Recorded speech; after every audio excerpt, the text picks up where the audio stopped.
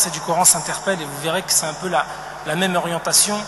C'est lorsqu'Allah Azza wa Jal nous dit تسبح له السماوات السبع والأرض ومن فيهن وإن من شيء إلا يسبح بحمده ولكن لا تفقهون تسبيحهم. Tout ce qui est dans les cieux et dans la terre glorifie la puissance d'Allah. Et il n'y a pas une chose sur cette terre qui ne glorifie sa puissance, mais vous ne comprenez pas, vous ne saisissez pas cette méditation et cette glorification.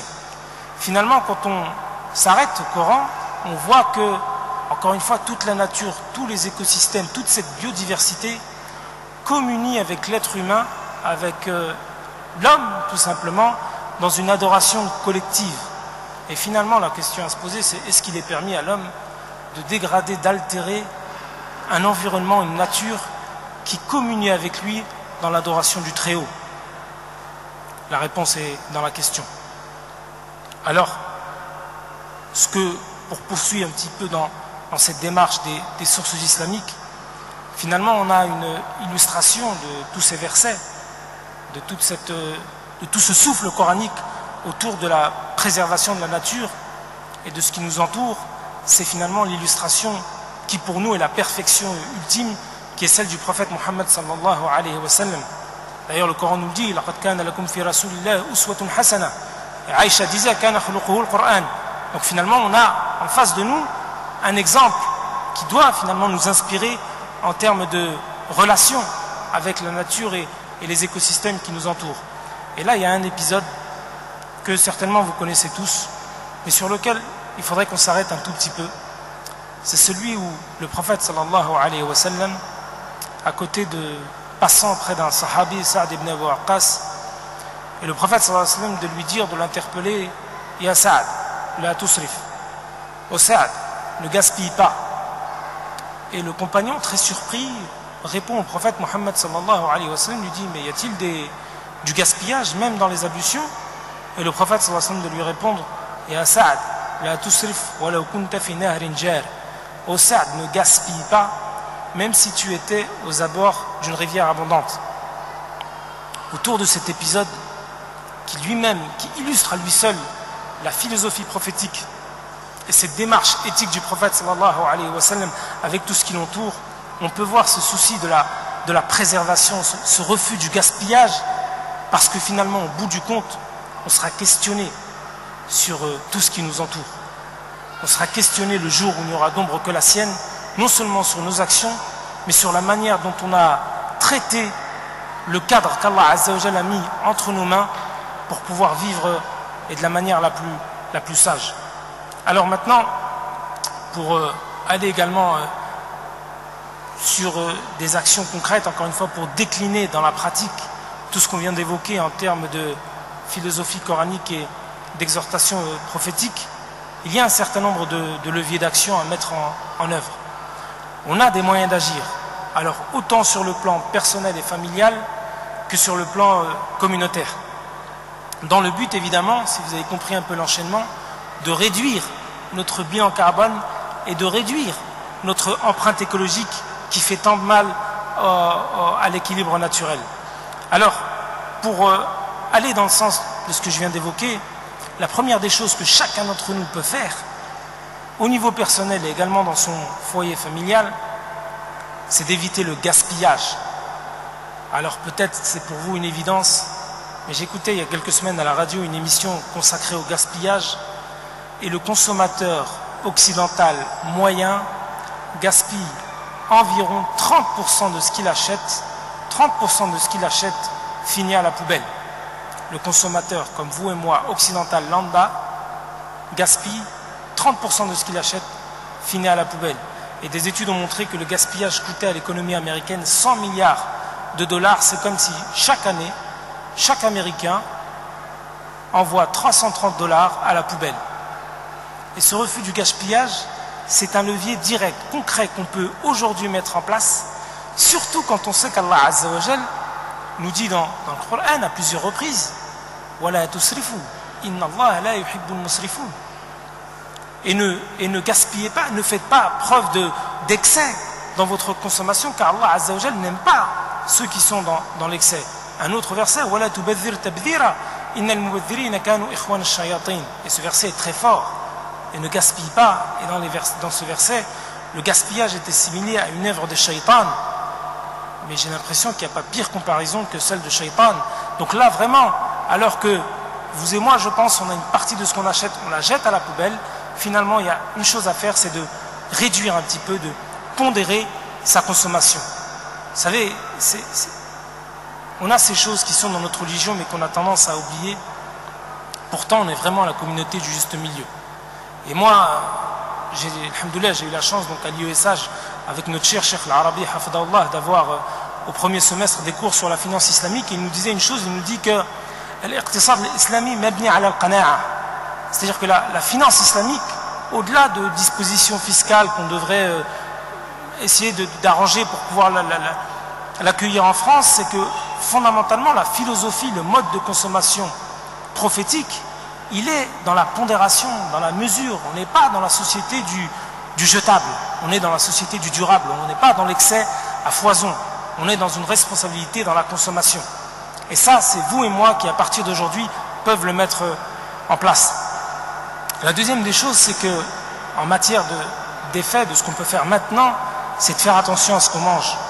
Et quand on fait attention à ce qu'on mange, on voit d'où les produits viennent. Il faut savoir qu'en France, 2000 km sont effectués en moyenne par chaque aliment qui se retrouve dans nos assiettes. Finalement, quand on fait nos courses, on ne s'en rend pas compte, mais on achète des produits qui ont une empreinte écologique exorbitante. Exorbitante, puisqu'encore une fois, on participe à un modèle économique fait de production à tout va, qui mettent en péril, encore une fois, les équilibres naturels. Et moi, j'étais content, là, récemment, de parler avec un certain nombre de musulmans qui ont pris contact avec ce qu'on appelle les AMAP, les associations pour le maintien d'une agriculture paysanne. C'est typiquement le modèle de consommation qu'on devrait susciter auprès de la communauté, parce qu'au lieu d'acheter, encore une fois, des produits qui viennent de l'autre bout du monde, et d'acheter des fraises en hiver, par exemple, qui est quelque chose d'aberrant écologiquement parlant, et bien de prendre contact avec ces associations, et finalement vous ferez deux choses positives. C'est d'une part, vous, alhamdoulilah, préserverez à votre niveau, parce que c'est comme ça que ça commence, la planète, mais en même temps vous maintiendrez, ou en tout cas vous ferez en sorte de soutenir une activité agricole locale.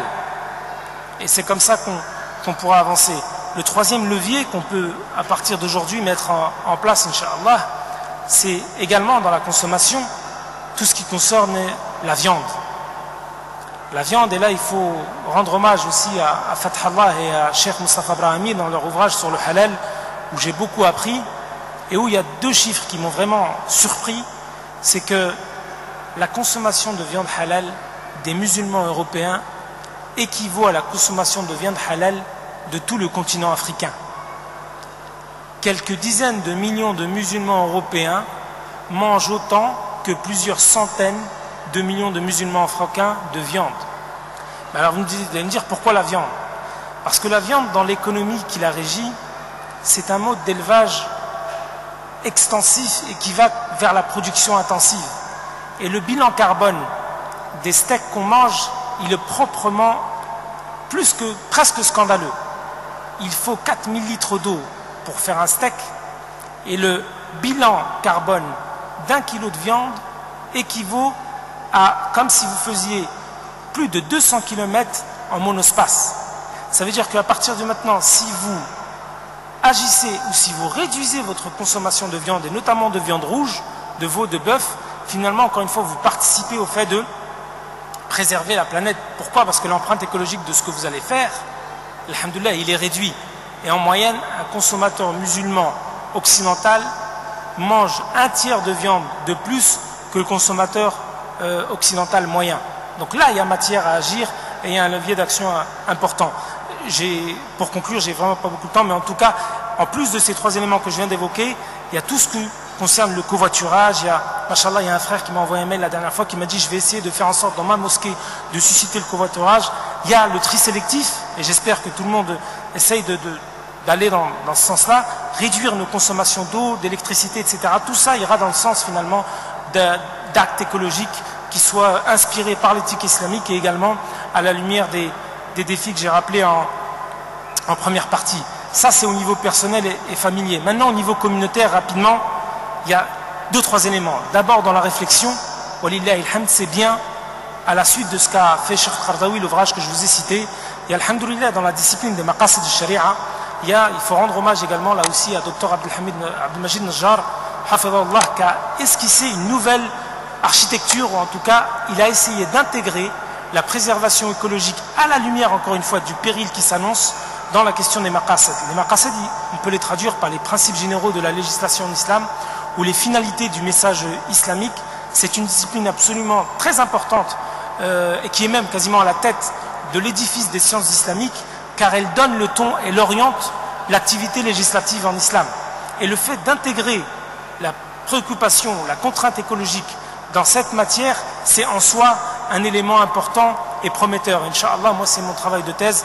Peut-être qu'Inch'Allah, prochainement, j'aurai l'occasion d'en faire état davantage. Également sur la question des mosquées. Et là, on peut prendre encore une fois des exemples pratiques.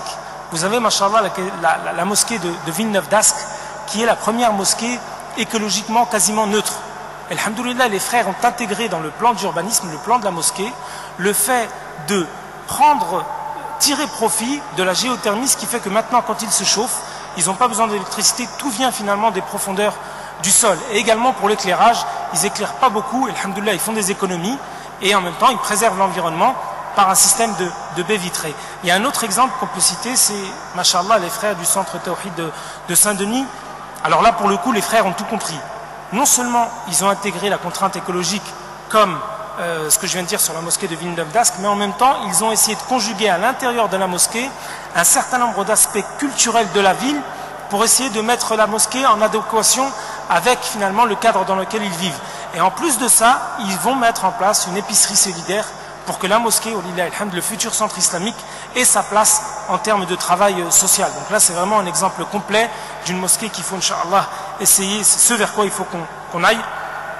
La dernière des choses, c'est, et je finirai sur ça, c'est que les frères du secours islamique, barakallahu fihum, là je reviens de l'île de la Réunion, là hier j'y étais encore, et ils ont développé toute une nouvelle philosophie du don, du musulman donateur. Et j'ai été là-bas faire quelques conférences à peu près sur le même thème. Et ce que les frères du secours islamique veulent maintenant, c'est qu'on change d'état d'esprit, que le musulman intègre tout ce que je viens d'évoquer, les 4-5 éléments en termes de levier d'action, de mode opératoire. Parce que si chacun s'attache à faire ce que je viens de vous dire, il verra qu'à la fin, il fera non seulement du bien à la préservation de la planète, mais il fera également du bien à son portefeuille. Et que finalement, tous les mois, il pourra économiser quelques euros. Mais ces quelques euros, à la fin de l'année, ça fera quelques dizaines d'euros. Et ces quelques dizaines d'euros qu'il aura économisés grâce à sa responsabilité écologique, ça lui permettra de financer un certain nombre de projets, un projet de développement du secours islamique au Tchad, au Niger et ailleurs, qui eux-mêmes, dans leurs projets, intégreront également la question de l'environnement et la dimension des énergies renouvelables. Finalement, ils sont en train de changer la perception du donateur. C'est plus finalement un musulman donateur lambda, c'est un musulman éco-donateur qui participe à des projets éco-compatibles. Et là, on change de perspective. On est en accord avec notre éthique, on fait du bien à la solidarité humaine et fraternelle, et en même temps, alhamdoulilah, on fait des économies. Ce qu'il faut, c'est exactement aller dans ce sens-là, et vraiment le mot de conclusion, si on essaye d'enclencher cette nouvelle approche, cette nouvelle démarche autour de l'éthique islamique en écologie, finalement, ça donne également un nouvel espace à tout ce qui a trait au dialogue interreligieux. Et moi, avant-hier, quand j'étais à l'île de la Réunion, quand j'ai fini une conférence à peu près sur le même thème, il y a un jeune homme, il est venu me voir, et il n'était pas musulman. Il m'a dit, écoutez, moi je ne suis pas musulman, je suis originaire du sud de l'Inde, je suis tamoul, mais ce que vous avez dit sur la nature, sur la terre, c'est exactement ce à quoi je crois. Comme quoi, finalement, on a également là l'opportunité, un espace de da'wa, de témoignage, qui fait qu'on peut redonner souffle au dialogue interculturel et interreligieux, pour que l'islam ait, aux côtés des autres membres de la famille humaine, son mot à dire